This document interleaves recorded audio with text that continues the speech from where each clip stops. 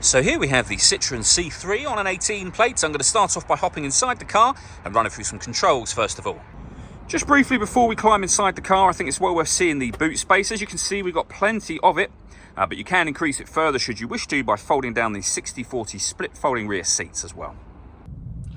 Okay, now that we're inside the car, we're going to start with the dials. On the left-hand side, you can see that we've got the speedometer. We have the rev counter on the right-hand side. In the center at the top, the fuel gauge and coolant temperature gauges, and beneath that, a digital readout for the speedometer, as well as the total miles for this car, which are 30,828. If we back out to the steering wheel, we have stereo controls on the left, and over on that right-hand side, we have the phone controls for the car. You'll only be able to use the phone controls once you pair the phone up to the car, and that is done over in the center just here. Hit the phone icon in that top right, and then follow the instructions on screen from there. You can also see, once you pair your phone, we've got Apple CarPlay and Android Auto available as well. When it comes to ways to listen to music, up in the top left is where you'll access the majority of them. So we've got our radio, of course, USB and iPod input. When it comes to the radio in this car, we've got DAB available, AM and FM as well, so plenty of ways to listen to your music. Hit that button there.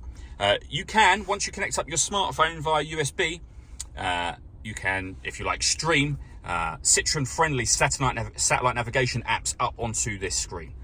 Down in the bottom left-hand corner here is where you'll find the climate control settings. So you can adjust the temperature, the direction that the air is being distributed in.